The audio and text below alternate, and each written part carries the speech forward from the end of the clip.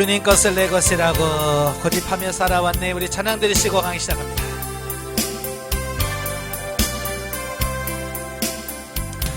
주님 것을 내 것이라고 고집하며 살아왔네. 금은보와 자녀들까지 주님 것을 내 것이라. 아버지여 철없는 종을 용서하여 주옵소서. 맡긴 사명 맡긴 재물을 주를 위해 쓰렵니다. 주님 사랑 받기만 하고 감사할 줄 몰랐었네. 주님 말씀 듣기만 하고 실행하지 못했었네.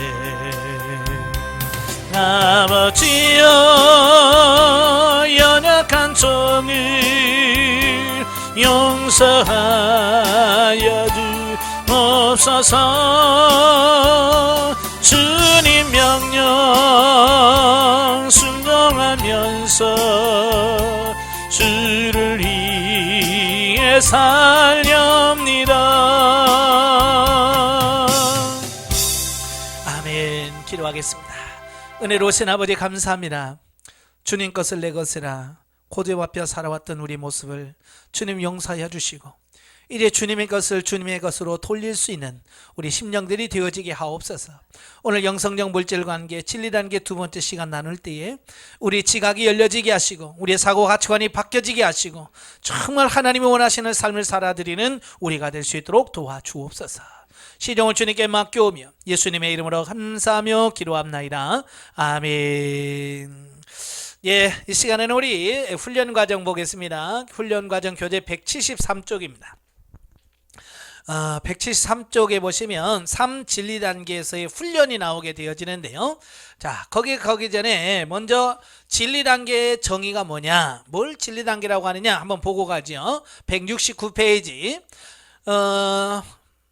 거기 보면 성도의 물질관이 진리 단계로 들어서면 물질에 대한 가치관이 하나님이 주신 일용할 양식과 심을 씨앗으로 구분되어지면서 소유의 개념이 내 것에서 하나님의 것으로 확신되어지고 진리로 심어 의의 열매를 맺기 시작한다. 그래서 그러니까 진리 단계에 들어가면 물질에 대한 가치관이 완전히 바뀌는 거예요.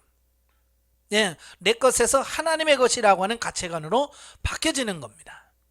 뿐만 아니라 이제 어떤 물질이 들어오게 되면 그 물질 중에서 내가 먹을 양식이 얼마며 심을 씨앗이 얼마인가, 그러니까 먹을 것과 심을 것이 구분되어지는 단계라고 볼 수 있습니다.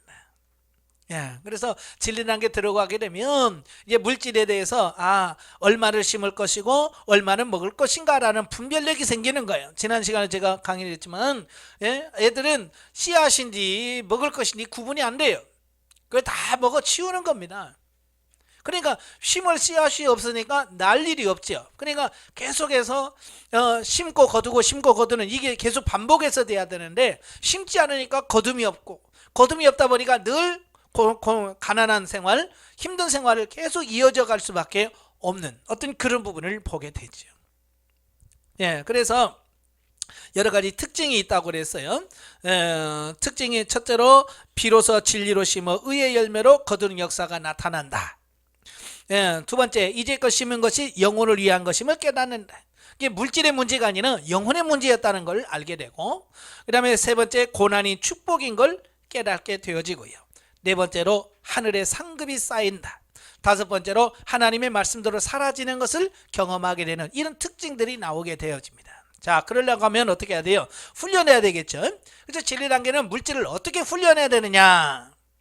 첫째, 진리로 심으라. 진리로 심으라. 자, 여기서 물질을 진리로 심는다는 것은 은사를 활용하여 구체적인 방법과 액수를 성령님께 묻고 성령님께서 지시하시는 대로 헌금을 드리고 이웃을 위하여 사용하는 것이다. 그러니까 진리로 심는다고 하는 것은 하나님께 묻는 걸 말해요. 하나님께 물어요. 은사를 활용해서 하나님 어떻게 하면 좋을까요? 이것이 지금 내가 얼마를 심어야 될까요? 어디다 심을까요? 라고 구체적으로 하나님께 물어서 액수를 묻고 또 방법을 구체적으로 물어서 성령께서 이끄신 대로 순종했을 때에 그게 뭐냐? 그게 진리로 심는다라고 표현합니다. 그러니까 은사가 안 되면 진리가 살 수 없는 게 뭐냐면 물어도 대답이 없다고 자꾸 얘기하는 거니까요. 그죠? 대부분의 사람들이 물어도 대답이 없어요. 그러니까 진리로 살 수가 없는 거예요. 그래서 1단계와 2단계에서 충분하게 묻고 하나님 음성을 듣는 훈련을 해야 진리 단계에서 진리적 삶이 나오는 거예요. 1단계, 2단계가 안 되면 진리적인 삶이 안 되는 겁니다. 네. 그래서 우리가 순종하려는 마음을 가지시고 하나님께 물으셔야 돼요. 예, 하나님께 정말 내가 순종하려고 말씀대로 살려고 하는 마음을 가지고 물으면 반드시 하나님은 말씀하시고 우리를 인도하셔요. 아시겠죠? 예, 제가 또 경험한 대로 하나님의 음성을 가장 잘 들을 수 있는 방법이 뭐냐? 물질 가지고 하나님께 물으면 돼요. 정 안 되면요, 여러분 봉투 하나 들고 하나님 어디다 심을까요? 한번 물어봐요. 정말 하나님 음성 듣고 싶다 그러면 봉투에다가 10만 원이든 20만 원 넣어요. 그 다음에 하나님 어디다 심을까요? 부터 물어봐요. 그러면 하나님께서 금방 내 마음속에 누구한테 심으라라고 딱 올 거예요. 예, 왜 안 들리냐? 아까워가지고 들리면 안 되는데 하나님 여기서 순종할 마음이 없으면서 그냥 묻기는 하라고 그랬는데 하나님 어디다 심어요? 에이 안 들려요 이러고 순종할 마음이 없으니까 안 들리는 거지. 정말 순종할 마음만 생기고 마음 갖고 물으면 하나님께서 말씀하시더라는 겁니다. 예, 제가 전에 말씀드렸잖아요. 하나님의 음성 듣는 것이 뭐 소리로 이렇게 해라 저렇게 해라 들리지 않아요. 저도 입문과정 했잖아요. 입문과정 둘째 날에 이 물질과정 강의 나더라고요. 그러면서 강사님이 뭐라고 하냐면 헌금도 하나님께 묻고 한다. 주일헌금도 하나님께 묻고 한다. 그래서 제가 와가지고 하나님 뭘 헌금도 묻는다는데 나 처음 듣네요. 예? 그래요. 그러면 나도 하나님 얼마 하면 될까요? 이렇게 물었다면 나는 사실 기대도 안 했어요. 하나님께서 말씀해 줄 거라고 기대도 안 했어요. 근데 그렇게 묻고 있는데 여기 와서 10,000원짜리가 눈 감고 기도하는데 내 앞에서 눈을 가만히 둬도 10,000원짜리가 왔다 갔다 해요. 무슨 말인지 알아듣겠더라고요. 예? 여러분도 뭐 그게 무슨 뜻이겠어요? 10,000원 하나는 얘기 아니요. 이렇게 하나님께서 말씀하실 때 분명하게 10,000원 해라 그게 아니에요. 내가 알아들을 수 있도록 10,000원짜리가 왔다 갔다 10,000원 하라는 것보다 정확하게 알아듣잖아요. 그러니까 여러 가지 방편을 통해서 하나님께서 내가 알아들을 수 있는 방법으로 말씀하신다 그 말이에요. 그리고 초보 단계에서도 얼마든지 가능하다. 왜? 저는 영성훈련 받은 지 이틀 만에 들었으니까. 뭐 1년 받았으면 그렇다 치지만 저는 인문과정 2번째 날 와가지고 그거 듣고 했더니 그렇게 보여지더라고 말이에요. 그런데 문제는 뭐냐면 그렇다고 해서 그게 진리냐? 아니에요. 그냥 그 의무와 책임 단계에서 하나님께서 제게 말씀하셨고 하나님께서 그렇게 하신 것을 경험하는 것이다 라고 보는 거예요. 마치 이것은 무엇과 같으냐면 소꿉놀이와 비슷하다라고 볼 수 있어요. 소꿉놀이 하는 거 보면 어때요? 흉내는 다 내죠. 애들 보면 여보 식사하세요 하고 요만한 상에다가 종지기 넣고 막 넣고 막 하잖아요. 요즘에는 참 기가 막히게 잘 나오더라고요. 옛날 우리는 맨날 깨진 사근팔이 그런 거 사기 그릇 병뚜껑 갖다 놓고 이건 국그릇 이건 밥그릇 하면서 모래 갖다 놓고 이건 밥이에요 막 그랬잖아요. 근데 요즘에는 그냥 멋있게 나오더라고요. 거기 보면 다 갖춰 있잖아요. 거기 보면 너는 엄마의, 너는 애기하고, 너는 아빠하고 다 있잖아요. 그런데 거기서 그게 나와요, 안 나와요? 안 나오잖아요. 놀이는 비슷해. 다 엄마 역할, 아빠 역할 다 하는데 거기는 진짜 아무것도 안 나오잖아요. 마찬가지예요. 우리가 1단계에서 이런 하나님의 음성을 듣고 뭘 했다 할지라도 그건 훈련이지. 그건 진리가 아니에요. 하나님께서 분명히 보여줬는데요, 들려줬는데, 예, 맞아요. 맞아도 그건 소꿉놀이에 불과한 거예요. 그러면서 그걸 통해서 뭐요? 어른이 돼서 어떻게 살 거냐라고 하는 부분을 확실하게 배우는 겁니다. 어른들의 입장에서 보면 애들이 소꿉놀이 하고 있으면 뭐라고 생각해요? 쓸데기 없는 짓 하네. 어른의 입장에서는 그거 아무 짓도 아니잖아요. 근데 애들의 입장에서는 그거요, 사회성을 기르고요, 대인관계를 기르고요, 예? 이걸 하는 굉장히 좋은 훈련인 거예요. 그래서 아이들은 어때야 돼요? 소꿉놀이를 열심히 해야 돼요. 소꿉놀이 하면서 관계성을 배우고 역할을 배우게 되고 이걸 배우는 겁니다. 우리도 마찬가지예요. 내가 정확하게 하나님의 음성을 못 들어도 하나님 어떻게 할까요? 라고 묻고 자꾸 하나님 말씀도 시키는 훈련을 하면서 배워가서 진리 단계에 왔을 때 진리적인 삶이 나오는 거예요. 근데 그런 삶이 경험이 안 되면 진리 단계에 와서도 진리적인 삶을 살 수가 없는 거예요. 그러니까 그런 거예요. 어른들이 야, 그 소꿉놀이 쓸데없는 거 하지 마. 그래서 아예 그런 놀이를 전혀 안 시켜. 어릴 때 안 시키고 공부만 해. 그러면 그 사람이 나중에 성장을 해서 어른이 됐다고 칩시다. 진짜 아무것도 못하는, 사회생활도 못하지, 이런 생활도 아무도 못하는 그냥 공부만 하고 있는 어떤 그런 모습이라면 어떻게 세상을 살아가겠어요? 살 수가 없지요. 마찬가지예요. 그래서 충분히 어렸을 때부터 이런 놀이들을 통해서 배워가야 돼요. 그래서 1단계에서부터 하나님 어떻게 할까요? 라고 자꾸 묻고 주님께서 말씀하신 대로 순종해가는 이런 훈련이 되어야 진리 단계에 들어가서 아주 자연스럽게 하나님의 음성을 듣고 물질을 쓰는 훈련이 되어지더라 라는 거예요. 자, 물론 이렇게 심는 것은 실용 단계에서도 가능하다.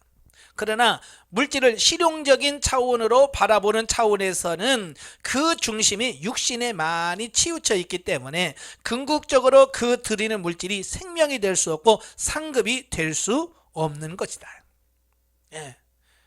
여러분 초등학교 애들 뭐 사줄 수도 있고요, 중학생들도 애들 뭐 사줄 수도 있잖아요. 그죠? 그렇다고 해서 그게 생명이 되느냐? 아니에요. 그건 진리 생명으로 가는 과정일 뿐이에요. 과정. 자, 다분히 실용 단계에서 이루어지는 심고 거두는 일들은 진리 단계로 승화시키기 위한 훈련적 차원의 심고 거둠이라고 보아야 한다. 그러니까 중학교, 초등학교, 중학교 때 열심히 애들도 사주기도 좋아하고 같이 나눠 먹기도 좋아하는 사람이 어른이 돼서 남도 사주고 이렇게 나누는 걸 좋아하지. 그죠? 일체 그런 거 안 하다가 갑자기 20살 됐다고 자 오늘부터 나눕시다. 그게 돼요? 참 어른이 돼도 그렇더라고요. 그런 걸 안 배운 사람은요 30살이 되고 40살이 돼도요 밥 한 그릇 사는 법을 몰라. 그죠? 맨날 얻어먹기만 하지 남을 대접하는 걸 몰라. 왜냐하면 그 사람은요 어렸을 때부터 남에게 베풀고 사주는 걸 못 배운 사람이에요. 배우질 못한 사람이에요. 그러니까 이건 나이와 상관없어요. 그런 걸 배우지 않은 사람은 그런 삶을 살아갈 수가 없는 거예요. 그래서 어렸을 때부터 작은 거라도 진짜 과자 2개 있으면 하나 나눠주고, 그래서 나눠 먹는 훈련들을 해야 어른이 돼서도 나눌 수 있는 삶이 되는 거예요. 그러니까 제가 애들 키울 때 보면 애기들한테 자꾸 해주는 게 뭐냐면 나눠 먹는 거 훈련시키는 거예요. 그래서 주일학교 애들, 유치부 애들 4살, 5살짜리 오면 제가 제일 먼저 하는 게 뭐냐, 하나만 주라, 하나만 주라. 그 애한테 가서 자꾸 하나만 주라, 하나만 주라 그래요. 그래서 입 벌려가 있으면 애들이 하나 넣어주죠. 그러면 어머 이쁘다 그러면 짜잔 하고 한 봉지 주고 이러잖아요. 이게 뭐냐, 이렇게 자꾸 씹는 걸 가르쳐 줘야 돼요. 나눠주는 걸 가르쳐 줘야 돼요. 그래야 그가 나중에 컸을 때 나눠줄 수 있는 사람이 되지요. 그래서 실용 단계에서 심고 거두는 훈련을 했다고 끝이 아니에요. 더 높은 차원의 삶이 있습니다. 그래서 지금 안 되면 나중도 안 돼. 지금 되면 나중에도 돼요. 그래서 의무 책임 단계에 있는 사람은 그 의무 책임 단계에서 훈련을 열심히 하고, 실용 단계에 있는 사람은 실용 단계에서 열심히 훈련하고, 진리 단계에서 있는 사람은 진리 단계 훈련을 열심히 해서 그 단계 훈련을 하고 넘어가야 삶이 되어지는 이 부분을 보게 되죠. 자, 넘겨서 그러므로 물질을 심고 거두는 그 중심이 중요한 것이다. 예. 그러니까 육신 중심으로 심느냐 영 중심으로 심느냐 이게 이제 중요한 거예요. 육신 중심으로 심는 것은 죽고 썩을 것이 열매가 맺어요. 그러나 영 중심으로 열리면 진리와 생명이 되어지는 거예요. 그래서 외형적으로 보면 육신으로 심는 건지 영으로 심는 건지 분간이 안 돼요. 자, 예를 들어서 누가 나한테 밥 한 그릇 사줬어요? 짜장면 한 그릇 사줬습니다.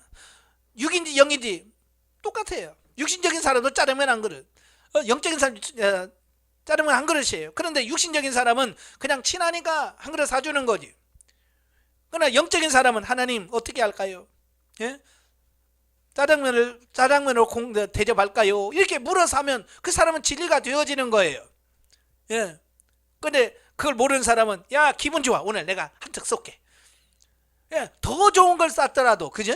더 좋은 것을 했더라도 그건 뭐요? 진리가 안 돼요. 생명이 안 돼요. 왜?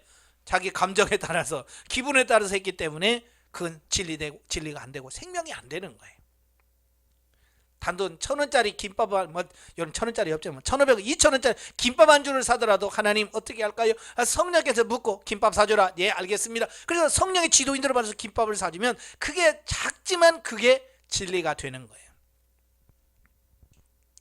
우리가 영적인 지각이 열리고 비로소 삼일체 하나님과의 영적 교제를 통하여 성숙되어지면 좀 더 성장이 되면 내가 갖고 있는 물질이 어디로부터 비롯된 것인지 어떻게 사용해야 하는 것인지 깨달아 알게 되며 그렇게 깨달아 아는 사람만이 하나님의 뜻대로 사용할 수 있는 능력이 생겨나고 하나님은 그러한 사람이 심는 모든 물질과 행위에 영원한 가치를 부여하시고 인정하시는 것이다. 예. 그래서 좀만 성장을 하면 이 물질이 어디서부터 왔는지를 알잖아요. 예. 대부분의 사람들은 뭐라고 생각해요? 이거 내가 쎄빠지게 일해서 번 거야. 그 사람은 아직도 물질이 어디서 왔는지를 자기가 버는 걸로서 착각하는 거예요. 대부분의 지금 그렇습니다. 예? 대부분의 성도들도 다 자기가 일해서 열심히 벌어가지고 번 돈이라고 생각하는 그게 하나님으로 왔다는 생각을 안 해요. 아직 진리 단계가 안 간 거죠. 그 다음에 어떻게 사용해야 하는 것인지 깨달지를 알게 되면 성장하려면 이걸 어떻게 써야 되지? 먹을 것은 얼마고 심을 것이 얼마구나. 이런 게 구분이 되어야 되는 이게 성장해야만 그게 가능하더라라는 사실입니다. 그래서 이렇게 성장해서 물질을 쓰고 했을 때 하나님께서도 그 삶에 대해서 인정해 주는 그런 부분이 생기는 거예요. 내가 너희 영혼을 위하여 크게 기뻐함으로 재물을 허비하고 또 내 자신까지 허비하리니 너희는 더욱 사랑할수록 나는 덜 사랑을 받겠느냐. 예, 고린도후서 12장 15절의 말씀입니다. 여기서 재물을 허비한다라고 하는 말은 뭐예요? 재물을 쏟아 붓는 걸 말합니다. 사도 바울이 고린도 교회 갔을 때 참 고린도 무슨 교회가 있었어요? 가니까 완전히 그냥 우상단지에다가 성적인 타락이나 뭐 이런 정말 교회 이런 데서 교회가 될까라고 할 만큼 그 고린도 교회 상황이 너무 안 좋은 상황이에요. 그래서 고린도에 가서도 사도 바울은요 전도도 못하고요 두려워 떨고 있었어요. 왜? 아덴에서 실패했잖아요. 아덴에서 그렇게 좋은 설교를 했는데 아무도 안 들어와요. 그래서 실패하고 아덴에서 교회를 세우지 못하고 고린도로 갑니다. 고린도에 갔더니 이건 또 아덴하고 환경이 너무 다른 거예요. 아덴에는 엘리트들이 쫙 모여있지만 이건 고린도는 그런 게 아니잖아요. 뭐 뱃사람에다가 그냥 뭐 이런 사람들만 모여 사니까 얼마나 그 삶이 그렇겠어요. 그러니까 사도 바울이 이런데 정말 교회가 될까? 하고 전도도 못하고 있습니다. 근데 주님이 뭐라고 그래요? 환상 중에 나타나서 이곳에 내 백성이 많다. 너 두려워하지 말고 말씀 전해. 그 주님의 말씀을 듣고 나서 사도 바울이 전하기 시작했어요. 그러니까 많은 사람들이 교회에 몰려오기 시작해서 고린도 교회가 생긴 거죠. 믿음이 없는 사람에게 헌금 내라면 헌금을 하겠어요? 그래서 사도 바울이 뭐 했어요? 천막 짓는 일하고 거기서 돈을 벌어서 그 자기가 번 돈을 가지고 교회에다 다 쏟아붓는 거예요. 고린도 교회가 세울 때 그렇게 세워진 교회예요. 예? 여러분 같으면 어떡하겠어요? 내가 열심히 일해가지고 번 돈 나 먹고 살기로 바쁜데 그걸 교회에다가 다 붓는다? 여러분 이해가 돼야 안 돼요? 여러분 다 이해가 되죠? 목사니까. 마찬가지예요. 저도 안양에서 개척을 할 때 뭐 성도들이 있었어요. 누가 있어요? 아무도 없죠. 저하고 집사람하고 애 둘하고 넷이 첫 예배를 드렸어요. 개척 예배 드렸는데 뭐 누가 있어야 헌금을 하지. 제가 훈련원에 가서 강의하고 상담하고 그래서 그 사례비 조금 받으면 그거 가지고 다 가져와 가지고 교회에다 다 뭐 하쓰는 거지. 임대료 내지 전기세 내지 수도세 내지 뭐 다 내지. 사실은 거기서 받은 것은 우리 집도 살기도 빠듯해. 훈련원에 가서 받은 사례비가 다 해봐야 100만 원 요짝조짝이니까 100만 원 조금 넘을 때도 있고 안 넘을 때도 뭐 그 정도니까 우리 네 식구 먹고 살기도 바빠요. 우리 딸이 고등학생이고 우리 아들이 고등학생이고 그러니 뭐 이게 맨날 들어가는 게 돈 들어갈 일밖에 없잖아요. 그런데다 교회까지 또 하니까 교회에 임대료 내야지. 모든 게 다 해가지고 거기다 다 들어가는 거예요. 적금이라는 건 생각도 못하죠. 그렇게 해서 교회가 세워지는 거예요. 여러분 그렇게 희생해서 사는. 그렇다고 해서 내가 이렇게 희생해서 했으니까 내놔 그럴 수도 없잖아요. 그냥 그건 다 하나님께 심은 거고 그냥 끝나는 거예요. 예. 사도 바울도 지금 고린도 교회에다가 그렇게 했단 말이에요. 내가 내 재물을 허비했다라는 말은 그냥 그다 쏟아 부었다, 심었다 그런 얘기를 하고 있는 거예요. 근데 교회가 좀 컸다고 고린도 교회에서 사도 바울에게 뭐 네가 사도니 뭐니 그러면서 안 받나 안 만다 막 이러면서 그렇게 되니 사도 바울 입장에서는 굉장히 괘씸도 하죠. 내가 어떻게 세운 교회인데 라고 할 수도 있겠죠. 근데 사도 바울은 그런 걸 주장하지 않잖아요.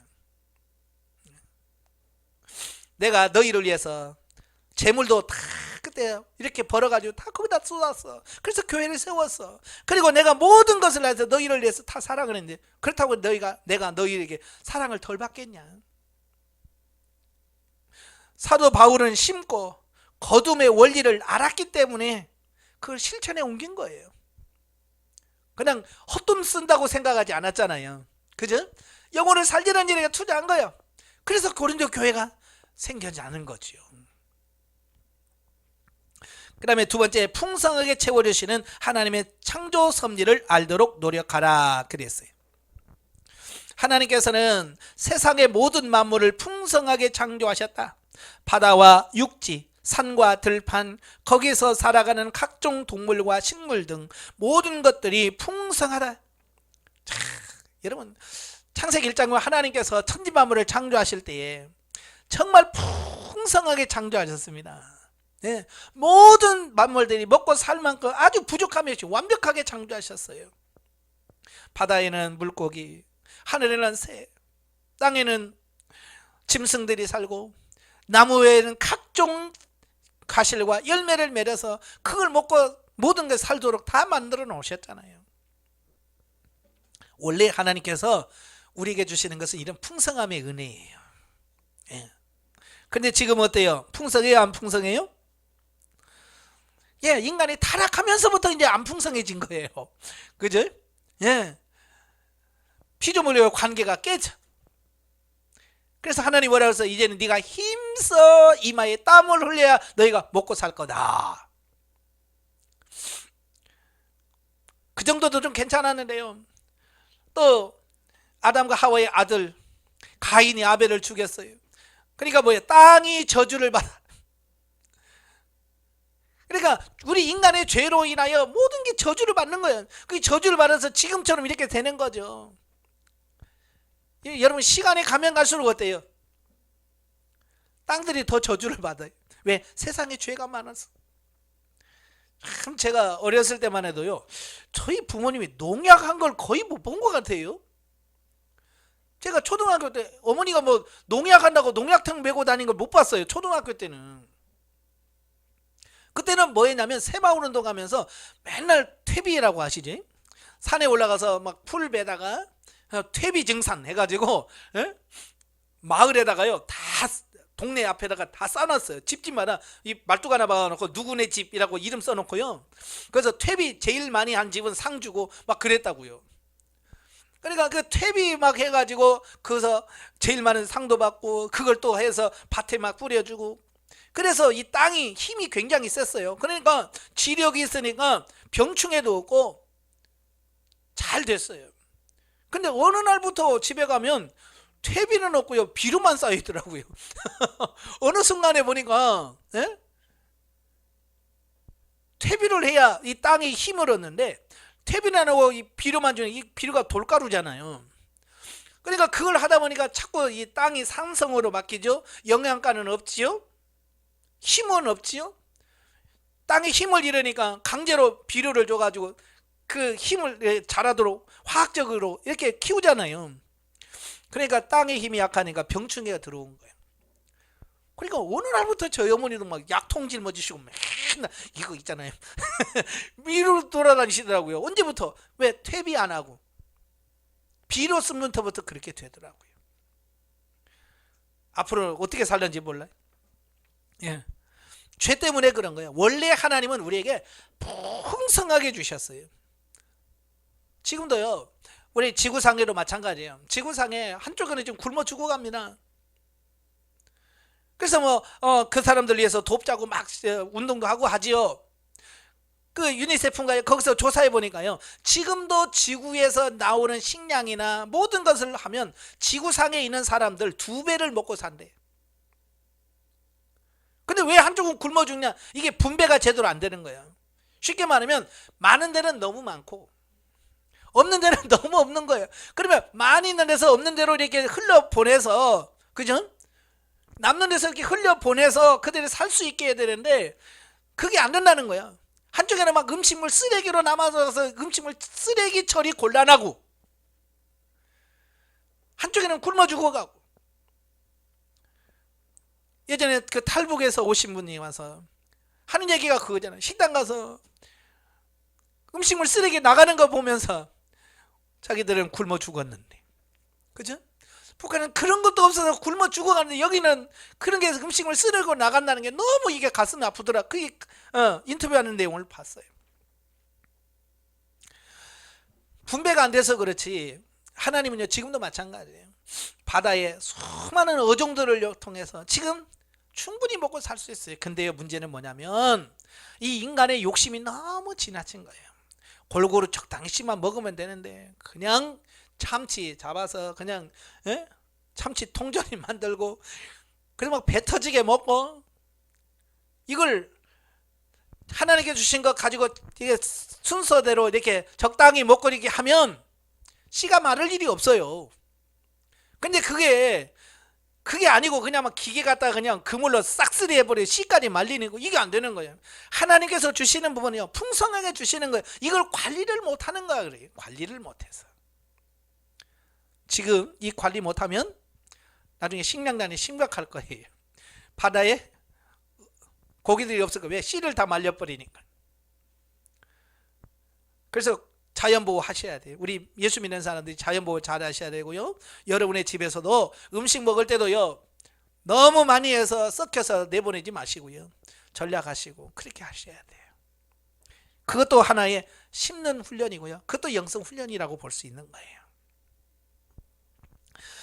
자, 출애굽기 36장 3절부터 7절에 보면 이게 성막 지을 때의 내용이 나오거든요. 이스라엘 백성들이 아침마다 자원하는 예물을 계속 가져오므로 모아진 예물이 쓰기에 넉넉하여 남았고 그리하여 모세는 백성들에게 예물 가져오는 것을 중단하였다. 그러니까 성막을 지으려면 재료가 필요하잖아요. 그래서 백성들에게 재물 성막 지을 재료를 가져와라. 그러니까요 아침마다 가져오는 거야. 뭐 없는 것은 막 자기들이 막 열심히 만들어 가지고 가져오기도 하고. 예.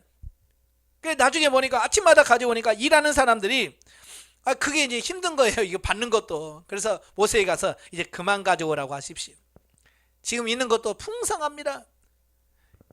여러분 교회에서 좀 이렇게 광고해야 되지 않아요? 헌금이 이제 남아 돌아가서 쓸 데가 없으니까 이제 다음 주부터는 헌금 조금 조금 좀 상가해 주세요. 이렇게 교회에서 광고를 해야 되잖아 지금. 근데 교회에서 그런 광고 하는 데가 있어요, 없어요? 없어요. 헌금 좀 더 하십시오. 뭐 헌금 기도 하고 막 그러잖아요. 왜? 안 내니까.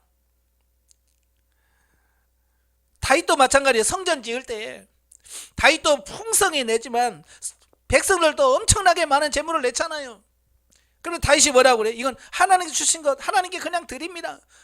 이러면 그 출애굽 때의 성막 지을 때나 다윗이 성전 지을 때 공통점이 뭐예요? 백성들이 기뻐하고 자원해서 드렸다는 거예요. 강제가 없다는 강제. 요즘에 교회에서 헌금 때문에 시험 드는 게 뭐예요? 장로님은요 일단 1,000만 원을 하셔야 되고요, 권사님은 500 정도는 하셔야 되고, 일반 서리 집사는 한 300 정도는 해야 된다고. 왜 할당을 하잖아요. 물론 그게 능력이 되면 뭐 그 문제가 안 되죠. 그러니까 뭐 돈 있는 사람 1,000만 원 그게 뭐 돈입니까? 그 껌값이 뭐 이럴 수 있지만 정말 어려운 사람들은 10,000원도 어려울 때 있거든요. 그죠? 예, 10,000원이 아쉬울 때가 있어요. 자, 그런 사람들에게 강제로 하면 안 되죠. 기쁜 마음으로 자원해서 드릴 수 있도록 하는 게 제일 중요한 거예요. 예, 저는 영성훈련하면서 교회에서 할 때도 항상 저는 얼마씩 내세요 뭐 이런 걸 안 했어요. 기도하면서 하나님께서 감동되는 대로 하십시오, 제가 그랬거든요. 참 근데 지나놓고 보면요, 하나님께서 기가 막히게 탁탁 쓰고, 예? 부족하지 않을 만큼 하나님께 다 공급해 주시는 거예요. 기가 막힌 거예요. 저는 부흥회 하면서도 뭐 감사헌금 하십시오, 헌금바구니 돌린 적 한 번도 없습니다. 감사하실 분들은 그냥 뒤에 헌금하며 넣으십시오 라고 해요. 그러면 부흥회 끝나고 딱 계산해 보면요, 남지도 않고 부족하지도 않고 딱 그 경비예요. 그냥. 예. 하나님께 맡기고 하면 그렇게 하나님께서 탁탁 채워주셔요. 뿐만 아니라 풍성하여 쓰고도 남았다. 항상 하나님 뭐요? 풍성히 채워주시는 하나님. 우리가 정말 하나님의 말씀을 믿고 순종하면 항상 남게 하셔요. 부족하지 않게 하셔요. 이걸 믿으셔야 돼. 이와 같이 하나님께 드려지는 예물을 자원하여 드릴 때, 또한 기쁜 마음으로 즐거이 드릴 때 하나님께서도 기뻐 받으시고, 또한 풍성하게 넘치게 드릴 때 쓰고도 남음이 있고 많이 모아져서 더없이 풍족한 결과를 얻게 되는 것이다. 그러니까 하나님께서 우리에게 심으라고 말씀하신 이유는 하나님께서 그 우리 코 묻은 돈 뺏으려고 하는 게 아니에요. 하나님께서 더 풍성하게 얻게 하시려고 그렇게 하시는 거예요. 아까도 말씀드렸죠. 제가 그 3살 4살짜리 애기한테 하나만 주라, 깍 하나만 주라, 맛있겠다 하나만 주라 한 이유는 뭐예요? 그 하나 뺏어 먹으려고 하는 게 아니에요. 나는 내 뒤에 한 봉지가 있다니까요. 이 큰 걸 주려고 하나를 뺏으려고 하는 거예요. 하나님께서 그 원리가 똑같아요. 우리 저와 여러분들에게 네 수중에 얼마 있니? 10,000원? 그래, 그거 심어, 내가 100만 원 줄게. 하나님께서 이렇게 딱 풍성하게 주려고 계획하심 속에서 하는 건데, 많은 사람들이 그 10,000원이 아까워서 덜덜덜덜 떨어서 못 심어. 그러니까 결국은 뭐예요? 하나님이 예배하신 100만 원도 못 받는 거예요. 심으셔야 풍성하죠. 예. 그래서 하나님의 경제 원리는 뭐냐? 하나님께서 세우신 경제 원리는 온 성도가 하나님께 정성을 다하여 자원하는 마음으로 즐거이 예물을 드리게 될 때 하나님께서 채워주시는 풍족한 삶을 체험하게 될 것이다. 예. 하나님께 기쁜 마음으로 드리면 하나님께서 뭐예요? 하나님께서 더 풍요로운 삶을 살도록 채워주시는 것을 체험한다는 사실이에요. 근데 많은 분들은 나는 헌금했는데 왜 우리는 가난해요? 이럴 수 있어요. 왜? 하나님의 경제 원리를 정확하게 이해하지 못하고 육신의 욕심으로 행하기 때문에 그런 거예요. 우리 초등학교 때인가요? 그 금도끼, 은도끼 그 이야기가 나오죠. 예? 뭐 어떤 사람이 산에 나무하러 가서 하다가 도끼질하다 도끼가 우물에 퐁당 빠졌대요. 그러니까 산신령이 금도끼 갖고 와서 이 도끼가 네 도끼냐? 아닌데요. 그 제 도끼가 아닙니다. 그러니까 다시 쑥 들어가더니 나오더니 은도끼 이게 네 도끼냐? 아닌데요. 예? 그래서 진짜 빠트린 쇠도끼를 가서 이게 네 도끼냐? 예, 제 도끼요. 그랬더니 그 산신령이 감동을 해가지고 그래 이 금도끼도 가져가라, 은도끼도 가져가라 해서 다 줬다고 하는 그런 얘기 나오잖아요. 근데 욕심 많은 사람이 가서 일부러 풍랑 빠뜨려 놓고 산신령이 금도끼 갖고서 이 도끼가 네 도끼냐? 그러니까 네 맞습니다. 그게 제 도끼예요. 너는 욕심이 많구나. 그러고 속 들어가서 안 줬다는 얘기가 있잖아요. 그냥 그게 우화로 우리가 그냥 교훈 삼아 들을 수 있는 이야기지만 우리가 하나님께 그런단 말이에요. 하나님의 말씀에 따라서 심으면 하나님의 어련히 알아서 주실 텐데 우리는 조금 드리고 많이 받으려고 하고 뭔가를 받을 욕심으로 물질을 심었기 때문에 그게 진리가 되지 않아서 거둬지는 게 없어요. 가끔 교회 가면 그런 분들이 있거든요. 헌금은 잘해. 헌금은 잘하는데 복을 못 받는 분들이 있어요. 꼭 그런 분들이 있습니다. 왜냐? 하나님의 말씀에 진리대로 물질을 안 심어. 욕심대로 막 구하는 거. 어떤 분은 막 그 복 받으려고 복 받을 욕심에 어떤 사람은 막 카드에서 빼서 막 하고 빌려서 내고 그래서 막 빚만 더 키워놓고 나중에는요 하나님 망신 다 시키고요. 왜냐? 진리로 안 심어요. 욕심으로 심기 때문에 그런 결과를 가져오게 되는 거예요. 그래서 이런 부분들을 우리가 잘 하셔야 돼요. 그래서 지난주에 제가 축복된 삶이라는 책을 보여주었는데요. 거기에 보면 로버트 몰이라고 하는 분이 자기도 낡은 차가 있었어요. 낡은 차가 있어서 그 낡은 차가 있는데 누가 필요하다고 그래? 그럼 낡은 차 그냥 줘버렸어요. 미국은 차가 없으면 힘들잖아요. 그 낡은 차를 줬어요. 줬는데 그보다 훨씬 더 좋은 차를 하나님 주시더라는 거예요. 야 이거 낡은 거 줬는데 하나님이 더 큰 거 주시네. 그래서 그걸 원리를 아는 거죠. 심고 거두는 거 원리를 아니까 자꾸 이분이 뭐요? 또 심어. 그러면 또 더 좋은 거 주고 심으면 더 좋은 거 주고 그래서 뭐예요? 풍성하게 거두는 것을 경험하는 이런 부분들을 보게 되는 거예요. 하나님께서는 이렇게 풍성히 그냥 처음에 그 목사님이 내가 이게 낡은 차 주면 하나님 새 차 줄 거야 그런 기대를 가지고 심었다면 안 됐을 거예요. 그죠? 전혀 처음부터 그런 의도가 없었어요. 그냥 사랑하는 마음으로 하나님을 위해서 그냥 심은 거예요. 근데 하나님께서 주시는 거거든요. 오늘도 마찬가지예요. 많은 사람들이 의도를 가지고 하니까 그러는 거예요. 설날에 가도 그렇잖아요. 설날에 그냥 어른들 가서 순수하게 그냥 어른들 공경하는 마음으로 세배하면 어른들에게 세뱃돈 주잖아요. 그죠? 근데 세뱃돈 받을 목적으로 가서 세배하면 그렇지. 옛날 저도 참 어렸어요. 설날에 동네 방네 다 세배하러 다 돌아다녔어요. 우리들은 한 집도 안 빠지고 돌아다닙니다. 어떤 집이 제일 좋냐면 세뱃돈 주는 집이 제일 좋아. 그때는 10원, 20원 뭐 세뱃돈 그때 그렇게 받았거든요. 그 10원, 20원이라도 세뱃돈 받으면 어디가 좋아요. 그래서 막 동네 집 저 위에서부터 순서대로 쫙 돌아가잖아요. 예? 그 목적으로 그래서 막 또 나와줘. 야 너네 집에 가지마. 그 집은 안 줘. 공유하잖아요. 누구 집은 10원 줘. 누구 집은 20원 줘. 막 그런 또 소문내다. 그래 그러면 이제 나중에는 뭐야 세뱃돈 주는 집만 가잖아요.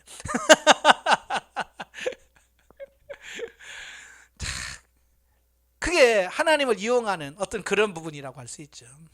하나님은 중심을 다 아시잖아요. 왜 헌금을 하는지 왜 그렇게 드리는지 그걸 아니까 하나님께서는 진리가 아닌 것은 받지 않아요. 그래서 철저하게 하나님께 묻고 기도하면서 물질을 심고 거두는 이런 부분들을 행하셔야 된다라고 하는 것을 기억하십시오. 그 다음에 하나님 나라의 확장과 그에 따른 선교 등 필요한 모든 물질을 쓰고도 남음이 있도록 채워주시는 축복을 받게 되는 것이다. 교회도 보면 그러더라고요. 선교하고 열심히 돕는 교회는 돌아가요. 그게 돌아가요. 근데요 자기 교회만 알고요 그런 교회는요 안 돌아가요. 그래서 이걸 자꾸 어렵다고, 교회가 어려우니까요, 어려워도 어때요? 자꾸 심어야 돼요. 심어서 물질의 회전이 되도록 만들어야 돼요. 그래서 제가 교회 개척해 놓고 제일 먼저 했던 게 뭐냐, 선교하자. 우리 교회도 어렵고 우리 교회도 힘들지만 그래도 선교하자. 그래서 제가 처음 개척할 때부터 선교를 계속 했어요. 네. 그러니까 하나님께서 뭐예요? 어렵지만, 어려워도 계속 선교하니까 계속해서 우리 교회도 갈 수 있도록 하나님께서 유지시켜 주시고 하신 거예요. 어렵다고 생각하신 분들은 더 심으시길 바래요. 예. 그 다음에 세 번째, 이기적인 요소를 철저히 물리치라 그랬죠. 예. 철저하게 성령님께 묻고 행하는 것, 예, 행할 것, 그렇죠? 철저하게 묻고 행하셔야 돼요. 어느 정도 체험하고 기독교 윤리적으로 체질화된 것 때문에 타성에 젖어 성령님께 묻고 행하는 삶이 무뎌지기 쉽다 그랬어요. 자, 성장하다 보면 한 번쯤은 이 과정을 거치는데요. 뭐냐면 막 처음에는 하나님 어떻게 할까요? 막 심고 그러다가요, 어느 정도 가면 이제 탁 보면 눈치가 채워지거든요. 눈치가 채워지면요, 이제 안 물어요. 안 묻고 그냥 대충 하는 경우들이 생겨요. 그건 진리가 안 됩니다. 응? 그래서 하나님께 꼭 물으셔야 되고요. 좀 더 성장하면 이제 영의 직관이 열리잖아요. 영의 직관이 열면요, 이걸 심어야 되는 건지 뭐가 되는 건지요, 그냥 물질을 보는 순간 딱 알게 돼요. 저도 이제 훈련 받을 때 이렇게 누가 20만 원을 딱 주더라고요. 20만 원을 딱 주는데 봉투를 받는 순간 영의 직관을 통해서 이건 누구한테 심을 것, 이게 딱 나오더라고요. 봉투를 딱 받는 순간에 이건 누구한테 심을 거라고 딱 와요. 영의 직관을 통해서 와요. 그러면 하나님, 이거 어떻게 할까요? 다시 물어서 심어야 되잖아요. 내가 알았잖아요. 이건 심을 거라는 거. 근데요, 제가 뭔 짓 하고 있는 줄 아세요? 우리 교회가 지금 심을 게 많아. 우리 교회 필요한 게 많은 거예요. 그래서 물으면 뭐예요? 누구한테 심으라고 벌써 나왔잖아요. 벌써 아니까 물으면 심으라고. 그때는 이제 되돌릴 수가 없잖아요. 하나님께서 이미 말씀하시면 그걸 어떻게 할 수가 없잖아요. 그러니까 내가 할 수 있는 방법은 뭐예요? 묻지 않고 행하더라. 나도 쓸 것이 많어. 물으면 분명히 여기다 심으라고 그러지. 그러면 내가 할 수밖에 없고, 그러면 내가 돈은 없고, 그러면 어째? 안 묻고 해야지 뭐. 그래서 하나님 벌써 알잖아. 아는데도 그냥 일부러 묻지 않아요. 하나님, 나 급해요 하고 여기다 쓰는 거예요. 참, 그러면 이게 될 것 같이 느끼잖아요. 왜? 거기다가 넣으면 될 것 같아서 넣으면 될 것 같은데, 참 희한한 것은 뭐냐, 그렇게 하고 나면은 구멍이 더 크게 나. 그러니까 이런 거예요. 20만 원이 필요해. 당장 20만 원 써야 돼. 20만 원 생겼잖아요. 근데 하나님 뭐라고 하냐면, 그래, 심으라는 거예요. 아니 20만 원 있으면 이거 떼우는데, 그죠? 이거 떼우는데 이걸 심어버리면 20만 원에 또 구멍이 비어있으니까 나는 안 돼. 그래서 그걸 안 하고 여기다 떼우잖아요. 구멍을 떼우면 옆에 큰 구멍이 나. 50만 원이 필요한 게 또 생겨버려. 참 희한한 게 그런 거예요. 내 생각으로 하면 그렇게 또 뚫려요. 그래서 더 필요한 게 생겨버리는 거예요. 근데 희한한 것은 뭐냐, 내가 분명히 쓸 때가 20만 원이 있어요. 필요한 구멍이 있어요. 돈 메꿔야 될 구멍이 있어요. 근데 하나님께서 20만 원에서 예 알겠습니다 하고서 순종을 하지요. 그러면 하나님께서 더 주셔서 20만 원 구멍 메꾸게도 하시고, 그 뒤에 필요한 50만 원까지도 미리 주셔요. 무슨 말인지 아시죠? 그러면 20만 원도 해결되고, 그 뒤에 나는 50만 원도 다 해결되고, 그리도 남아. 이게 하나님의 원리예요. 근데 거기까지 우리가 못 미치니까 당장 눈앞에 있는, 아이고 요 20만 원 요거 메꿔야 되는데, 하나님 요거 메꿔야 돼, 그걸 팀을 하면 나는 어떡합니까? 그러면서 그 순종을 못 한단 말이에요. 그 순종하지 못하니까 그 다음에 하나님께 주실 것을 못 받는 거예요. 그러니까 못 받으니까 요걸 그 다음에는 못 메꿔 버리는 거예요. 이 원리를 아셔야 돼요. 그러니까 당장 하나님께 안 묻고 문제를 해결했다고 해결되는 게 아니더라. 아시겠죠?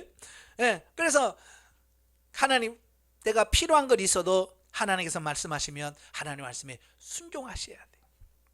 순종하시면 하나님께서 거기서 딱 준비하고 계셨다가 더 큰 걸로 주셔서 다 해결하게 하시는 이런 부분들을 보게 되는 거예요.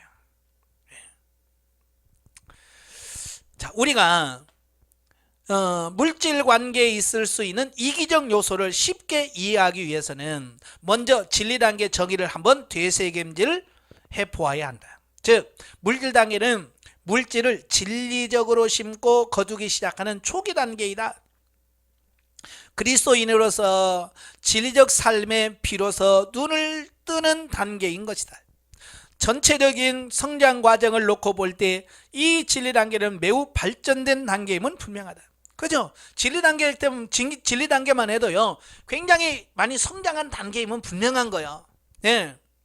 그러나 그리스도인의 삶이 본질적으로 하나님으로부터 인정을 받기 시작하고 긴밀한 하나님과의 관계가 이루어져가는 초기 단계라는 사실을 인정할 때는 아직도 우리의 삶의 적잖이 이기적인 요소가 남아있음을 알아야 한다.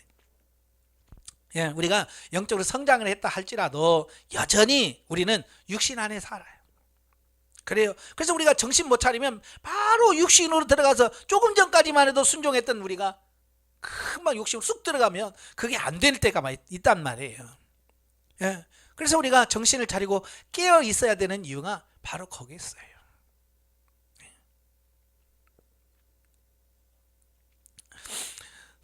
제가 훈련 받을 때에 제가 인천 지역에 있었거든요. 인천 지역에 훈련받는 목사님들이 꽤 많았어요. 그래서 그 목사님들하고 같이 기도회를 합시다, 우리. 네? 그래서 한 달에 한 번씩 교회 돌아가면서, 다들 목사님이니까 다 자기들 교회 있잖아요. 그래서 한 달에 한 번씩 그 교회 돌아가면서 그 회원들이 모여서 기도하고, 예, 기도하면서 이렇게 하기로 했어요. 그래서 매주 이제 돌아가면서 이제 그 목사님들끼리 이제 사회 보고 기도에 인도하고 설교하고 이런 걸 다 짜서, 제가 총무 역할을 했으니까 다 그걸 제가 짜서 이번에 목사님 설교하세요, 이번에 기도에 인도하세요, 이번에 뭐 하세요 해서 쫙 해서 이제 그걸 총무로서 하는 거예요. 참, 나도 어렵지만 돌아다니니까 정말 나보다도 더 어려운 목사님들 많으시더라고요. 예. 한 번은 동인천에 어느 목사님이 교회 개척했다고 해서 갔어요. 아휴, 계단에 내려가면서부터 습기, 아예 바닥에 들어가니까 바닥에요 물이 찰랑찰랑해요. 우기 여름에 장마철이니까 막 밑에 습도 올라오지 막 그래가지고요, 닦아내도 좀 있으면 물기가 살살살 올라오고, 거기서 목회를 하시. 야, 진짜 나도 지하였지만 그래도 우리는 제습기가 있으니까 곰팡이 남수고 냄새는 안 나잖아요. 근데 막 참 그러고 있는 거예요. 근데 그 옆에 또 칸막이에서 목사님 거기서 사는 거예요. 야, 진짜 가슴이 아파. 하나님 어떡할까요? 네가 제습기 사다 줘라. 하나님, 제가 뭐 있어요? 제가 가진 게 뭐 있다고요? 그래서 그 기도에 마치고 왔어요. 그래서 하나님 어떻게 하면 좋아요? 네가 해라. 아니 없잖아요. 내가 지금 있는 것은요, 이번에 교회 임대료 내려고요, 뭐하는 40만 원 요거밖에 없어요. 내일 모레 요거 임대료 내야 돼요. 이것밖에 없습니다. 그래, 그거 가지고 가서 사주라는 거예요. 그래서 40만 원 가지고 세운상가에 갔어요. 왜? 거기가 제일 싸거든요. 인천에서 전철 타고 세운상가가 가서 물어보니 45만 원이래. 제습기가. 나는 40만 원밖에 없는데. 그래서 거기서 물어보고 또 딴 데 가서 싼 데 없나? 그래서 다 돌아봐도 이거 40만 원고 살 수가 없는 거예요. 그래서 제일 먼저 물었던 그 집에 가서 사정 얘기를 했어요. 사실은요, 이만저만 해서 내가 그 교회에다가 이렇게 하려고 하는데 제가 가진 게 이것밖에 없습니다. 좀 주세요. 제가 그래서 나를 위해서는 안 하는데 어떻게 그렇게 해서 빨리 장마철 가기 전에 빨리 해야 되잖아요. 사장이 처음에는 안 된다고 하더니 사장 얘기하고 내가 계속 거기 앉아 있었지 뭐. 가게에 계속 앉아 있었더니 나중에는 아유 알았다고 갖고 가라고. 그래서 40만 원 줘가지고 45만 원짜리 제습기 60평짜리 큰 거예요. 작은 게 아니라 큰 걸 사가지고 이 교회가 좀 크니까 그걸 사들고 오는데 얼마나 무거운지 그걸 끌고 전철에 계단에 끌고 해서 인천에 갖다 드렸죠. 이제 뭐 월세가 한 달 비워버렸어 이제. 그 달부터 이제 열세가 밀리기 시작하는 거예요. 월세가 밀리기 시작해. 그 전까지는 월세가 안 밀렸거든요. 근데 그 월세를 내야 될 돈으로 그걸 해버렸으니까 한 달 밀렸어요. 그 다음 달 또 다른 데 갔어요. 같은 데 상황이 비슷하네요. 근데 거기 갔더니요 앰프가 없는 거예요. 교회에서 설교하고 하려면 최소한 앰프는 있어야 뭘 되는데요. 그런 교회가 어디 있어요? 앰프도 없이 그냥 해요. 야 진짜 이런 교회가 있나요? 하나님 그랬더니 네가 해줘라. 내가 뭐 있어요? 내가 없는데요. 지금 한 달 월세도 밀렸고 이제 겨우 월세 내려고요. 또 40만 원 겨우 이렇게 모아놨는데요. 또 하라는 거예요. 예 알겠습니다. 그래서 제가 아는 이제 전파사 갔죠. 가서 물어봤지요. 이거 앰프 얼마요? 그러니까 앰프만 40만 원이래. 이 앰프만. 그 앰프만 있다고 되는 거 아니잖아요. 스피커가 있어야지. 뭐 이런 게 있어야 되니까. 그래서 그분한테 저요 딱 앰프 값만 있는데요 주시오. 이거 줘요 그랬더니 그분이 안수 집사님이요. 이거 안 되는데. 스피커 이거 하나에 얼마씩인데. 그래도 줘요. 그랬더니 그분이 알았다고 새 거는 못 주고요.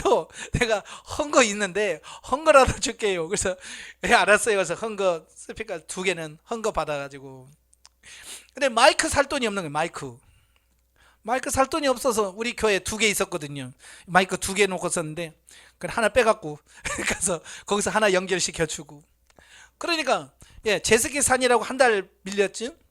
또 앰프 산이라고 한 달 밀렸죠. 아이고 월세가요. 그래서 한 달 밀리고 2달 밀리다 보니까 자꾸 밀려가지고 신다 보니까 밀려가지고 나중에 6개월까지 밀리더라고요. 참 이렇게 하나님께서 그런 과정들을 정말 순종하나 이런 걸 체크해 보시더라고요. 그래서 제가 정말 남한테 빚 주고는 못 사는 성미인데 6개월을 밀리니까 이거 뭐 건물 줄을 볼 수가 없네. 건물주인이 딱 문 나오면 바로 옆에 미장원을 했거든요. 그러니까 교회 밖을 나가려면 항상 그 앞을 지나가야 돼. 그러니까 이거 참나 얼굴 볼까봐 가면 눈치를 항상 봐야 돼. 이렇게 있나 없나. 있어도 그냥 안 볼 때 얼른 지나가고. 참 그게 그렇더라고요. 6개월 밀린 어느 날 그분이 전화가 왔어요. 목사님 잠깐 봬요. 그때 아유 큰일 났다 이제 나가라나 보다. 그래서 가라면 가지요 뭐. 어떻게 왜 이렇게 담대한 마음이 생겼는지 뭐 가라면 가지요 뭐. 그래서 갔어요. 갔더니 그분이 목사님 힘드시죠? 그럼요 힘들죠. 그랬더니 이거 내기 힘들죠. 그래서 그래요.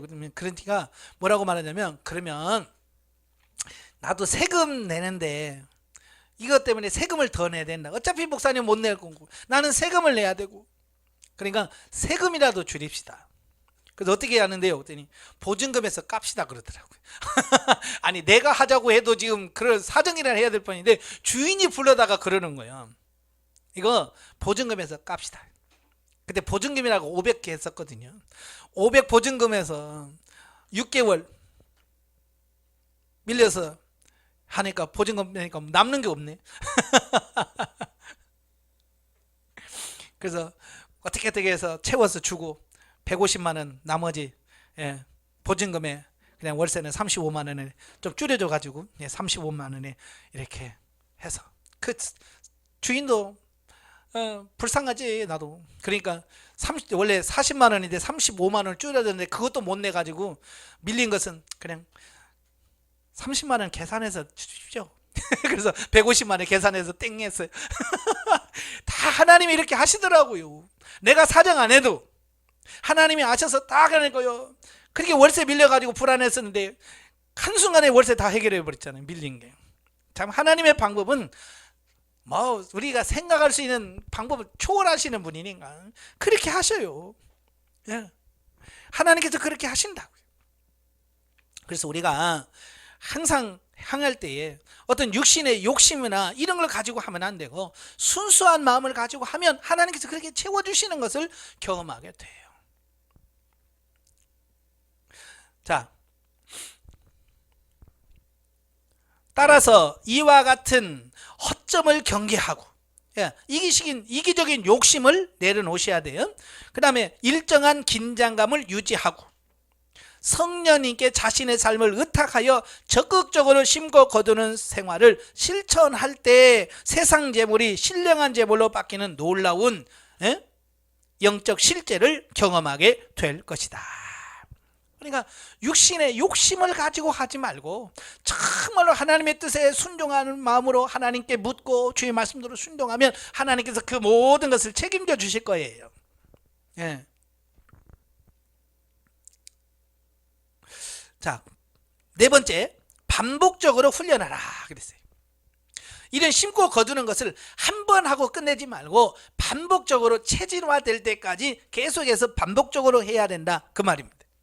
자, 우리가 실용 단계를 거치면서 실용적인 한계를 극복하려면 비록 육신적이기는 하지만 적극적으로 심는 반복 훈련이 필요하다라고 배웠다. 예. 사실 훈련을 많이 한 사람 따라갈 수가 없어요. 많이 한 사람 아무리 해도 못 따라갑니다. 제가 훈련 받을 때 신문에 이런 기사가 나온 적이 있어요. 어떤 신문인지는 모르지만 그 박지성 선수, 축구 유명, 한참 그때 박지성 선수가 유명했었거든요.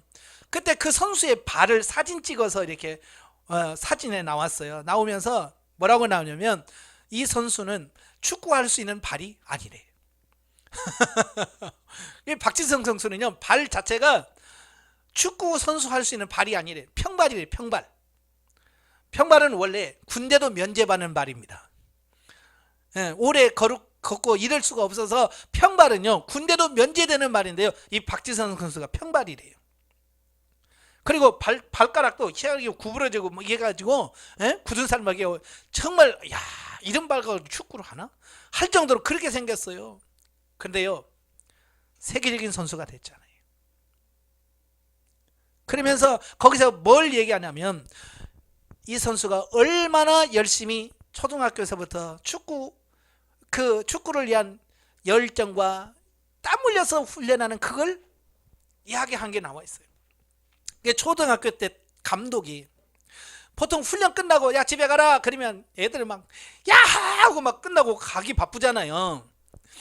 근데 어두운 운동장에서 공 차는 소리가 나서 보면 다른 데 다 가고 깜깜한 데서 공 차고 있다는 거예요. 그 깜깜한 남아서 계속 훈련하는 거예요. 그러니까 그 초등학교 때 감독이 쟤는 뭐가 될 놈은 될 놈이야 그랬다고 그 기사가 나와 있어요. 그러니까 발을 보면 축구 선수 할 수 있는 발이 아니지만 그 자기 자신의 단점을 그 많은 훈련으로 극복해 가는 거예요. 예, 극복해 가는 거예요. 그러니까 얼마나 열심히 했더니 심장이 2개다. 예, 박지성 선수 막 처음부터 끝까지 지치지 않고 뛰잖아요. 그러니까 심장이 2개다 저건. 그렇지 않으면 저렇게 못 뛴다라고 할 만큼. 근데 그만큼 열심히 뛰고 훈련하고 하다 보니까 그게 체질화돼서 그게 가능했다라고 하는 사실이에요. 그냥 가만히 있는데 그냥 절로 되는 것은 아무것도 없습니다. 예, 그만큼 내가 힘쓰고 애쓰고 노력하고요. 예, 그만큼 되는 거예요. 아시겠죠? 예. 그리고 수많은 훈련을 통해서만 그게 가능하다라는 거예요. 그러니까 뭐 남자들은 군대 가면 훈련 받는다고 그러잖아요. 훈련이라는 게 다른 거 없어. 오늘 했던 거 내일 하고, 내일 했던 게 모레 하고, 모레 했던 거 그렇게 하고, 계속 했던 걸 반복하고, 했던 거 또 하고, 했던 거 또 하고, 했던 거 또 하고, 계속 했던 걸 또 합니다. 금년 했던 거 내년에 또 하고, 내년에 또 그 다음 해에 또 하고, 계속 반복해서 해요. 왜? 반복해서 할 때 그게 뭐예요? 내 거가 돼요. 체질이 되는 거예요. 예. 그래서 처음에는 잘 안 되다가도 나중에 눈 감고도 합니다. 예. 나중에는 그냥 자동이에요. 그냥 하면 그냥 착착착착 그냥 됩니다. 왜? 하도 훈련하면요, 몸에 배면 그렇게 자연적으로 돼요. 우리도 마찬가지예요. 이 영성의 물질도 마찬가지예요. 아짜라 한번 하나님께 묻고 행하는 그게 아니라 매일같이 묻고 하고 그러면 이게 삶이 되고 체질화가 돼서 그냥 자연스럽게 하나님 어떻게 할까요? 어떻게 했을까요? 하고 그냥 자연스럽게 그게 된단 말이에요. 근데 그게 훈련 안 되면 1년에 한 번 묻고 싶고 뭐 이런 정도, 예? 그 정도 돼갖고는 안 돼요. 반복해서 행하십시오. 자, 마찬가지로 진리 단계에서도 세속재물을 진리적으로 심는 훈련을 반복적으로 해야 하고, 예, 반복적으로 계속 하나님께 묻고 하는 이걸 반복적으로 실시하셔야 돼요. 동시에 세속재물이 신령한 재물로 바뀌는 영적 경험을 반복적으로 체험해야만 한다. 그러니까 심는 것만 반복이 아니라 거두는 것도 반복으로 해봐야 돼요. 그래야 확실하게 하나님께서 이렇게 손해가 아니구나, 이게 심는다는 게 이게 그냥 나가는 게 아니구나. 그래서 그걸 아니면 이래 자연스럽게 심으라 그럴 때 아까운 생각이거나 머리 주저하는 그런 게 없어요. 그냥 자연스럽게 나가고 심게 하는 어떤 이런 부분들을 보게 되는 거예요. 그러니까 한두 번 경험해서 그치는 것은 한두 번 은사를 경험하고 몇 날이 못 되어서 그 경험이 퇴색되는 것 같다. 예. 보통 보면 은사적인 부분도 그래요. 저도요 그 경험해 봤거든요. 방언 해봤어요. 지금은요 못해요. 왜요? 그러면 한두 번 그냥 방언만 경험해보고 맛만 보고 그냥 안 한 거야. 그러니까 그게 내 것으로 만들지 못해서 안 되는 거거든요. 이 훈련도 마찬가지예요. 이 물질을 심고 거두는 훈련도 한두 번 저도 옛날에 해봤어요. 그거 갖고는 안 돼요. 중요한 건 뭐냐? 지금 하고 있느냐, 내가 지금 그런 삶을 살고 있느냐, 이게 중요한 거지. 묻고 행하는 훈련을 반복적으로 하시길 바래요. 예. 그러나 진리로 심고 거두는 역사를 반복적으로 경험하는 것은 이것을 통하여 성도들을 더 깊은 영적 성숙, 생명의 단계로 들어가게 한다. 그러므로 반복적인 훈련은 매우 중요하다. 예, 매우 중요하다는 거예요. 반복하는 것이 가장 중요하다. 예. 자, 거기 이제 성경 구절이 나오는데요. 디모데전서 6장 17부터 19절에 보면 내가 이 세대의 부한 자들을 명하여 마음을 높이지 말고 정함이 없는 재물에 소망을 두지 말고 오직 우리에게 모든 것을 후히 주사 누리게 하시는 하나님께 두며 선한 일을 행하고 선한 사업에 부하고 나눠주기를 좋아하며 동정하는 자가 되게 하라. 이것이 장래에 자기를 위하여 좋은 터를 쌓아 참된 생명을 취하는 것이니라. 여기서 뭐라고 그래요? 부한 자들아, 정함이 없는 재물에 마음을 두지 마라. 소망을 두지 말라는 거야. 정함이 없는 재물은 뭐예요? 이 땅에 있는 재물을 말합니다. 이 땅에 있는 것은요, 우리에게 진짜 소망이 될 수가 없어요. 왜요? 이건 하나님의 나라에 들고 갈 수 있는 게 아니더라. 내가 집을 산다고 해서 하늘나라에 갈 때 그 집문서 갖고 가는 것도 아니죠. 예? 설령 집문서를 어떻게 해서 가지고 갔다 칩시다. 하늘에서 그걸 재산권 할 수 있어요? 없어요. 참 이게 안타까운 거예요. 제가 의정부에서 전도사로 있을 때 그 연세가 한 63 되는 집사님이 계셨어요. 근데 이분은 교회를 한 달에 한 번 내지 두 번 와요.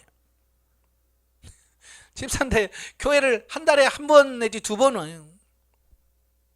그리고 목사님 그 집사님 볼 때마다 주일 성서는 해야죠. 그래서 권면을 해도 이분이 항상 그때마다 하는 얘기가 뭐냐면, 목사님 제가요 지금 빌라를 하나 샀거든요. 그거 빨리 돈 벌어서 그 빌라 다 갚고, 예? 빚 다 갚고 그때부터 제가 열심히 신앙생활 하겠습니다. 그건 맨날 그게 목적인 거야. 그러니까 주일날도 왜 못 오냐? 직장에 다니는데 이 직장에서 특근한다고 그러죠. 주일날 같은데 빨간 날 나와서 하면 평상시보다 돈 더 주잖아요. 150% 받아요. 보통 보면 야근하면 좀 더 주고, 특근하고 빨간 날로 오면 150%죠. 그러니까 그 조금 더 받을 욕심으로 교회를 안 나오는 거예요. 일 아니라고. 목사님이 몇 번을 권면해도 이분이 계속해서 그 빌라 그 산 거 그 갚기 전에는 갚고 나서 열심히 하겠다. 어떻게 됐을 것 같아요? 잘 살았을 것 같아요? 어느 날 목사님이 저한테 전화가 왔어요. 그때 때마침 목사님이 노예 행사가 있어서 전라남도 순천인지 어디, 거기를 가셨어요. 그러니까 교회는 아무도 없어요. 그럼 목사님이 저한테 전화 와가지고 건너사 그 집사님이 돌아가셨대. 그 장례식 좀 해봐. 내가 갈 수 없으니까 그 가서 해 그러더라고요. 그래서 예, 알았습니다. 그래서 갑자기 장례식 가서 위로 예배 드리고, 매일 아침 저녁 점때 가서 예배 드려주고 그걸 했었거든요. 근데 목사님 일 보시고 오셔가지고 마지막 하관 예배만 담임 목사님이 하시고 나머지는 제가 다 인도했어요. 그래서 하관 예배 마치고 이제 식구들이랑 다 같이 이제 그 어머니 그 집사님이 사셨던 집으로 갔어요. 그래서 이제 예배가 이제 시작되기 전에 이제 목사님이 이제 준비하고 계시고, 이제 자녀 아들 둘이 있더라고요. 아들 둘이 앉아서 얘기하는 얘기가 무슨 얘기였냐면, 형, 이 집 어떻게 해? 동생이 형한테 물으니까 형이 뭐라고, 가지고 뭐 팔아버리지 뭐, 이거 이거 뭐 그러는 거예요. 그러니까 그 집사님은 그 집이 전 재산이고 그게 어찌 보면 유일한 목표고 소망이 있던 거예요. 근데 자식은 그거 크게 생각하지 않은 거예요. 그냥 팔아버리지 뭐 이까인 거 뭐 그러는데요, 마음에 콩 하면서 아이고, 자식을 또 이렇게 귀하게 여기지 않는 이것을 위해서 그렇게 교회도 안 나오고 밤잠도 못 자가면서 그렇게 열심히 그렇게 했나. 그래서 사고가 어떻게 났는지를 이야기를 하는 거예요. 그날도 돈 좀 더 많이 벌려고 야근한 거예요. 야근. 그래서 밤 10시 넘어서 아침부터 밤 10시 넘어까지 일했으니까 얼마나 피곤하겠어요. 그러니까 빨리 가서 집에 가서 빨리 가서 쉬어야 되겠다는 그 욕심 때문에 왕복 6차선인가 8차선인가 된 넓은 도로를 그냥 밤 10시 넘어서 11시 거의 다 돼서 무단횡단한 거예요. 근데 과속으로는 차에 치여서 그냥 가신 거예요. 자기 잘못이 큰 거지. 그러니까 보상도 못 받고 그렇게 끝나버린 거예요. 참 그걸 보면서 야, 이건 재물은, 세상적인 것은 정말로 소망이 되는 게 아니구나. 그걸 절실히 깨달았어요. 그래서 우리가 이 세상에 있는 거, 집 한 채 여러분 집 사서 여러분 명의로 됐다고 해서 여러분 거 아니에요. 가면 며칠 안 돼서 바뀌어 있다니까요. 여러분 명의 아니에요. 바뀌어요. 싹 바뀌어져 있습니다. 설령 안 바꾼다고 해서 그게 내 거 안 돼요. 그러니까 그거에 마음 두지 마시고요. 여기 뭐라고 돼 있어요? 선한 일을 행하며 선한 사업에 부하고 나눠주기를 좋아하고 동정하는 자가 되라.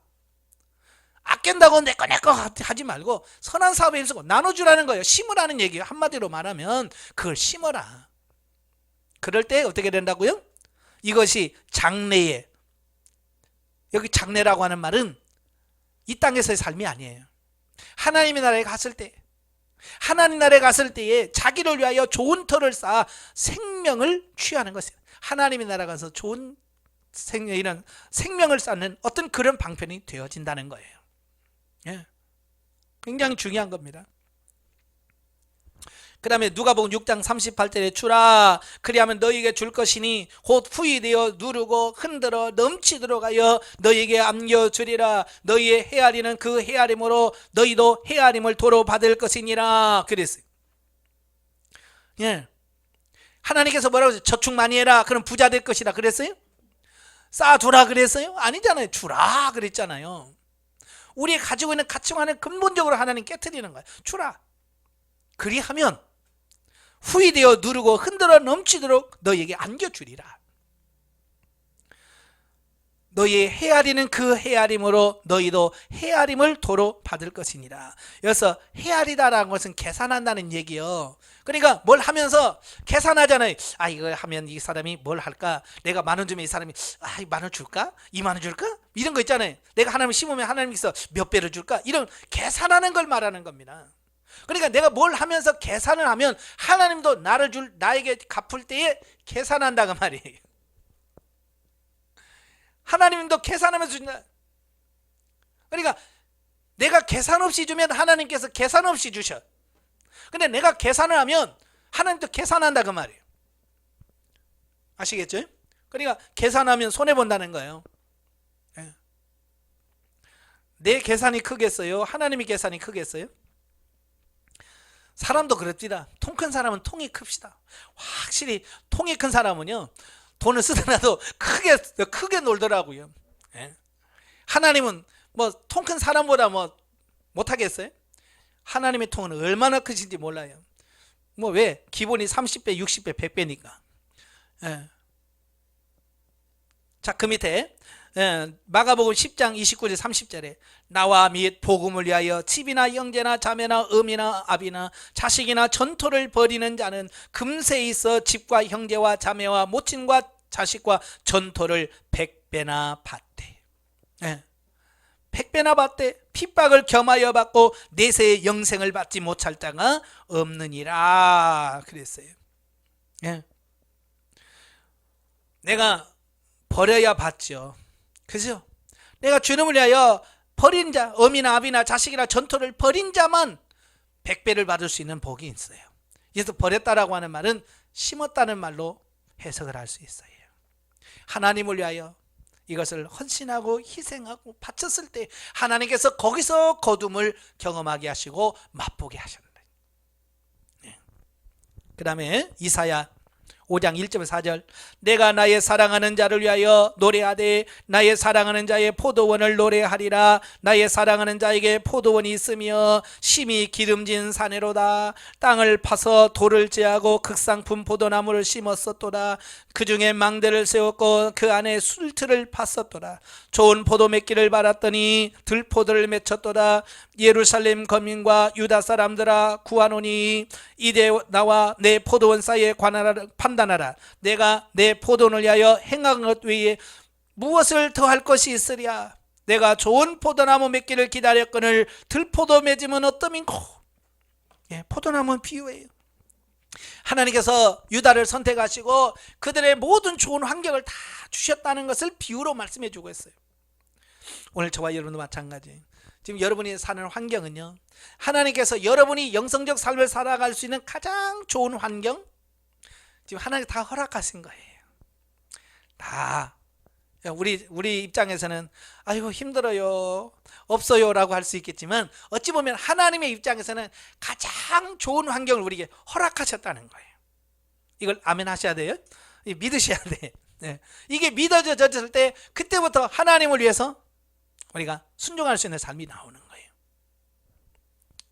그래서 좋은 부분을 다 했지만 결과는 뭐예요? 들포도를 맺혔다는 거예요. 이스라엘 백성들이.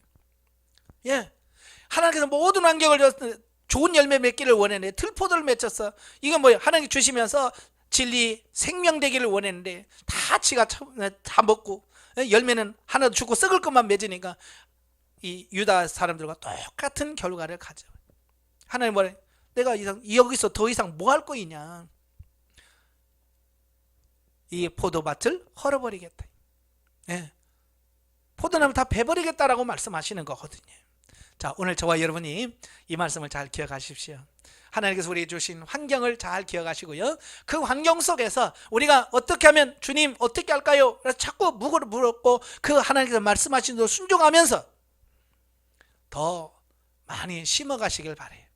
그래야 우리가 그 심는 것을 통해서 거둠을 경험하게 하시고 더 풍성케 하시는 하나님의 은혜가 있다는 것, 꼭 기억하시면 좋겠습니다. 네, 자 이렇게 해서 물질의 영성 진리 단계를 이렇게 살펴보았습니다. 진리 단계는요 내 마음대로 하는 게 아니고요 철저하게 하나님께 묻고 하는 거라고 그랬어요. 그래서 묻고 행하시길 바라고 심고 거두는 원리 이걸 정확하게 아셔야 돼요. 그래서 여러분이 축복된 삶이라는 책 꼭 구입해서 한번 읽어보시는 것이 많이 도움이 될 겁니다. 기도하겠습니다. 은혜로우신 아버지 감사합니다. 오늘도 우리를 사랑하셔서 귀한 말씀을 주셔서 감사합니다.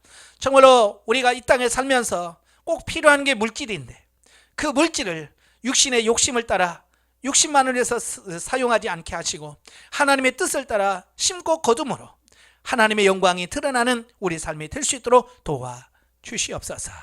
예수님의 이름으로 감사하며 기도합나이다. 아멘. 하나님께 영광드립니다.